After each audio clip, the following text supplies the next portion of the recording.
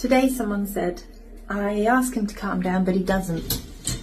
And it made me, you can say it so quickly. Sorry, I'm unloading the dishwasher. You can say it so quickly, but it's such a complicated thing, because when you ask somebody to calm down, hang a minute, I'll put you down there. No hands. You're not actually asking them to calm down. What you're asking them is to not do the thing they're doing. You don't want them to do whatever that thing is anymore. You want them to do this other thing, and this other thing, calming down, is in itself a form of not doing. So you can understand why little children or people who learn in different ways can find it confusing, because what you're saying when you say calm down, 2 words, is don't do that thing you're doing, do this other thing that is a not doing. And that can be multiply difficult for neurodivergent people, because for different sensory reasons you're asking them to shift their emotional state. And if you don't have a readout of your emotional state, if you've got differences in your interoception, look at my interoception YouTube videos, then you might not know if you're heightened or if you're calm. So you're asking them to do something that relies on a knowledge of their internal state that they might not have. And then also you're asking them to feel a particular way, and that's fine if you know what it is.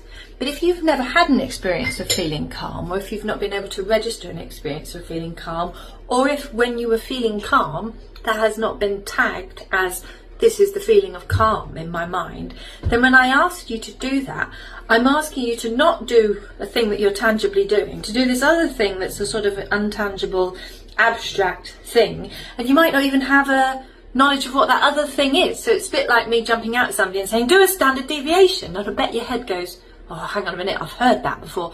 What is a standard deviation? It's the same sort of thing. If you want to support somebody in being able to calm down, you need to teach them the process. Just like if you were going to support somebody in doing a standard deviation, you'd have to teach them not only what it is, but how you do it. And for neurodivergent people and non-neurodivergent people, you also need to know what it feels like for calm.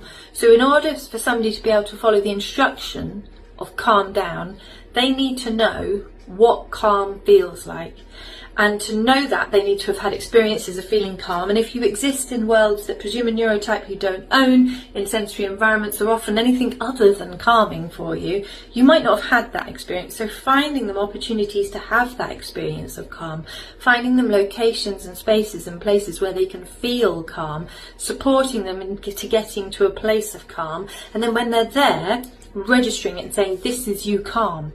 Can you see, pointing out the external markers, look, your body is being very still, or your voice is talking quite slowly. What is it that signals calm? Point out how you notice calm, so that they know, okay, this is calm.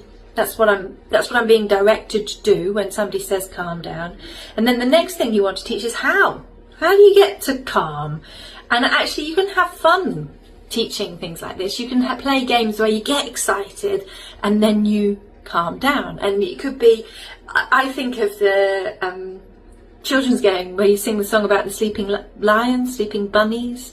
They all jump up and bounce around, and then they go back to being calm. And that is a game where you're playing between the difference between being heightened and alert and boisterous and still and quiet and calm. And so you give practice, you find ways and techniques. How does that person calm down? Do they calm down by shaking through different body parts until they're feeling all in their body and feeling calm? Do they calm down by, taking a deep breath and doing something like that? Teach them what it is, teach them how it feels, and then teach them strategies for doing that. And then you can legitimately give the instruction to calm down and hope that they can do it. But without that, easy to say, really hard to do.